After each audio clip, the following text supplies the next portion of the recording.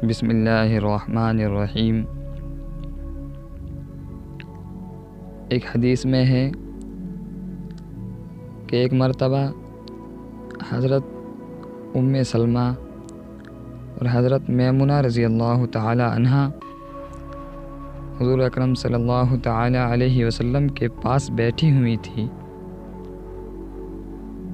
یہ دونوں آپ صلی اللہ تعالی علیہ وسلم کی بیویاں ہیں۔ اتنے میں حضرت عبداللہ بن ام مکتوم رضی اللہ تعالی عنہ وہاں آ گئے۔ یہ ایک نابینا صحابی تھے، یعنی یہ آنکھوں سے اندھے تھے۔ تو آپ صلی اللہ تعالی علیہ وسلم نے اپنی دونوں بیویوں کو حکم دیا کہ تم دونوں ان سے پردہ کرو۔ اس پر حضرت ام سلمہ رضی اللہ تعالی عنہ نے کہا، یا رسول اللہ،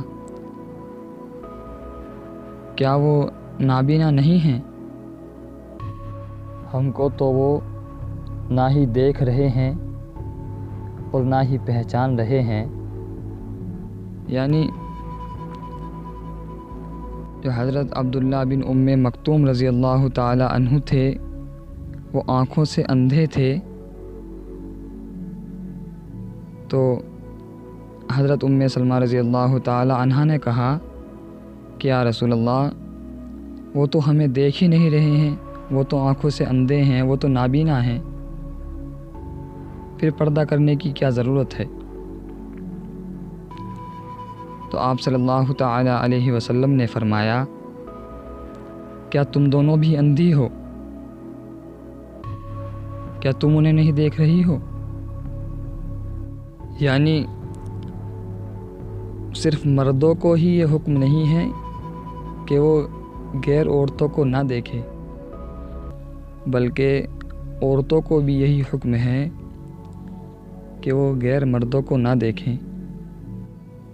غور کرنے کی بات یہ ہے کہ ایک طرف آپ صلی اللہ تعالی علیہ وسلم کی انتہائی نیک اور پاک بیویاں تھیں، اور دوسری طرف انتہائی نیک صحابی تھے۔ تو یہاں تو خراب نیت کا کوئی سوال، کوئی شعبہ بھی نہیں تھا،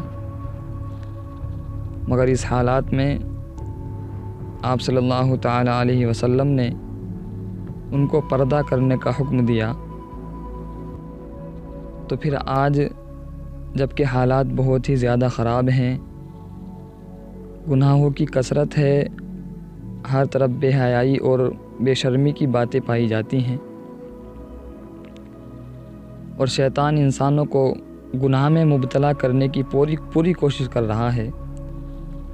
تو ایسے حالات میں پردے کی پابندی کرنے، نگاہیں نیچی رکھنے اور غیر محرم مردوں کی طرف تاک جھانک نہ کرنے کی کتنی سخت ضرورت ہے۔ اس دور میں کچھ عورتوں کی یہ حالت ہے کہ وہ مردوں کو تاکتی رہتی ہیں، شادی بیاہ کے موقع پر سلامی کے نام پر دلہے کو اندر بلا کر دیکھتی رہتی ہیں۔ یہ سراسر بے شرمی اور بے غیرتی ہے اور غیر اسلامی طریقہ ہے۔ جیسا کہ میں نے پیچھے حدیث میں بتایا ہے، اس پر غور کریں کہ کتنی سختی کے ساتھ آپ صلی اللہ تعالی علیہ وسلم نے نابینا صحابی کو دیکھنے سے منع فرمایا ہے۔